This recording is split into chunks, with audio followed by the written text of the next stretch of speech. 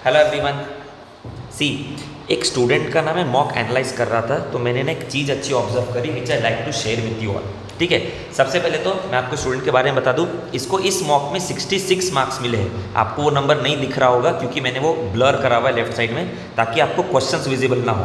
बस जो मुझे चीज़ बताना था वो विजिबल होगी आपको। मैं बताता हूँ, इस स्टूडेंट को 200 में से 66 मार्क्स मिले इस मॉक में। इसके पहले के मॉक में इस स्टूडेंट को 100 से 110 के आसपास स्कोर था इसका। ठीक है, इसमें ड्रॉप होने का रीज़न मैं आपको बताता हूँ कि स्टूडेंट ने क्या हुआ है, सो दैट आई वांट कि सब लोग इससे भी सीखें। ठीक है, ध्यान समझना। ये जो आपको दिख रहा है यहाँ पे टाइम टेकन सेकेंड्स का नंबर लिखा है 450 सेकेंड। मतलब इस क्वेश्चन ये लिखा रहता है कि आपने इस क्वेश्चन को अटेम्प्ट करने कितना देर लिया। तो 450 सेकेंड का मतलब होता है 7-8 मिनट। अब 1 मिनट ये नंबर दिक्कत नहीं है, क्योंकि ये एक अरेंजमेंट पजल्स का पहला सम है। तो पहला सम जब आता है तब अब तो हम उसको पूरा बनाते हैं ना सेट को, कौन किसके लेफ्ट में कौन किसके राइट में, पजल सोन। और उसके नीचे के 4 क्वेश्चन का देखो टाइमिंग कम है, क्योंकि वो तो उन चारों को वो सेट को देख के आंसर हो जाता है। तो ये सब फाइन है, ये दिक्कत नहीं है। ठीक है, अब मैं नीचे आता हूँ, ध्यान समझना, नीचे आता हूँ। ये देखो 1002 दिखा आपको, 1000 सेकेंड लगा गया है किसी को, मतलब स्टूडेंट को ये बनाने में। और ये है अरेंजमेंट पजल्स का एक सेट। ग्रीन कलर का मतलब होता है करेक्ट हुआ, और रेड मतलब इनकरेक्ट हो गया। तो अब ध्यान से देखो, ये 5 क्वेश्चंस का सेट होगा, उसके 2 करेक्ट है और 3 इनकरेक्ट हो गए। तो इसका मतलब 1000 सेकेंड का मतलब होता है 16 मिनट से भी ज़्यादा। तो इस स्टूडेंट ने 16 मिनट दिया इस सेट के ऊपर, और वो सेट पूरा बना भी नहीं। अच्छा वो छोड़ो, उसके नीचे भी देखो 980 सेकेंड का एक और अरेंजमेंट पजल्स का सेट आया हुआ है। वापस से 16 सेकेंड दिया और सेट बना भी नहीं, क्योंकि एक ही करेक्ट है। वो छोड़ो, नीचे अगर हम आएंगे ना, तो आप देखो एक और नंबर दिखता है आपको 1027 सेकेंड। और देखो पाँचों के पाँचों रेड है, मतलब इनकरेक्ट। 17 मिनट इस सेट के ऊपर दिया और सेट ही नहीं बना।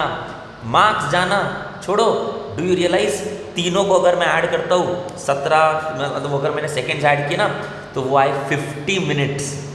50 मिनट स्पेंड किए हैं ये 3 अरेंजमेंट्स पजल्स के सेट के ऊपर पे, और मोर ओवर वो बना भी नहीं।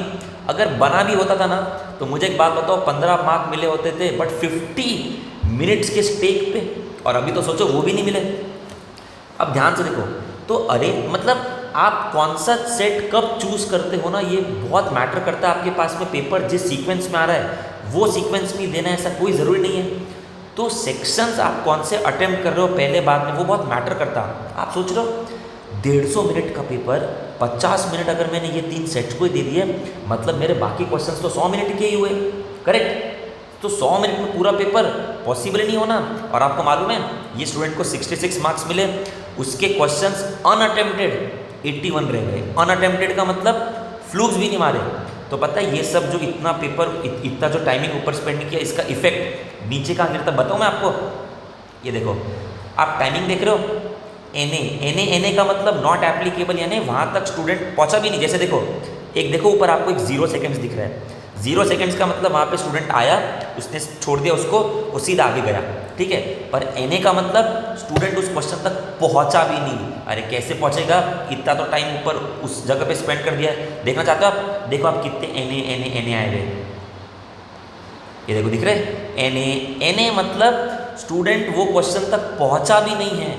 ये है वो एन दिख रहा है, कितने सारे एन हैं। तो अब आप एक चीज़ सीखो इससे, कि आप कौन सा टॉपिक सेक्शन पहले लेते हो, कौन सा बाद में लेते हो ना, वो बहुत मैटर करता है आपके इस सम सिलेक्शंस में, आपके मार्क्स में। मुझे बताओ 80 क्वेश्चन छूटे इसके। अच्छा इमेजिन करो, इस स्टूडेंट को अभी मिले 66 मार्क्स, है ना। सोचो वो जो 50 मिनट इसने अरेंजमेंट पजल्स के सेट पे डाले, अगर वो वहाँ नहीं डाले होते और वो 80 क्वेश्चंस पे टाइम बचता। कौन से 80 क्वेश्चंस, जो 80 क्वेश्चंस इसने अटेम्प्ट ही नहीं किए। तो मुझे बताओ, आधे भी सही होते उसमें से, पूरे नहीं, आधे भी सही होते तो 40 marks. Do you realise score 40 से बड़ा होता था, यानी जो अभी 66 है प्लस 40। आप सोच रहे हो 2 मार्क 5 मार्क का भी फ़र्क कितना बड़ा होता है, ये तो 40 मार्क्स का फ़र्क था। ये चीज़ से होती है, मतलब your sum selection, your section selection पहले ना बहुत वाइटल रोल प्ले करता है आपका स्कोर डिसाइड करने में, है ना। आपके सामने जिस सीक्वेंस में सेक्शन आ रहे हैं उसी सीक्वेंस में धड़ाधड़ अटेम्प्ट करने जाना है, ये तो कहीं ज़रूरी नहीं होता है।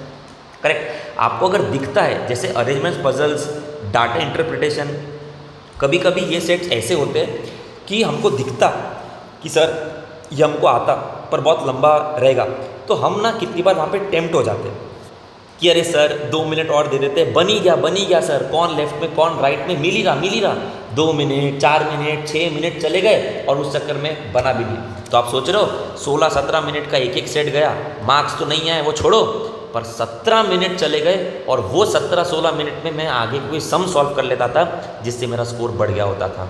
करेक्ट। देखो ये दिख रहा है आपको, देखो इसको, सॉरी आपको नहीं दिखेगा यहाँ पे भी लेफ्ट साइड में, सिंस मैंने ब्लर करा हुआ है। तो 66 क्वेश्चन इसके करेक्ट है, 53 इनकरेक्ट है, मतलब 119 अटेम्प्ट किए। तो आप सोच रहे हो अगर 200 में से अटेम्प्ट ही 119 है तो 81 तो अनअटेम्प्टेड रह गए। करेक्ट। तो please note, sum selection, section selection कौन सा पहले कौन सा बाद में आता है, ये बहुत मैटर करता है आपके स्कोर परफॉर्मेंसेस में। राइट। एंड और ये चीज़ तो है ना जो अपन मॉक से सीखते हैं।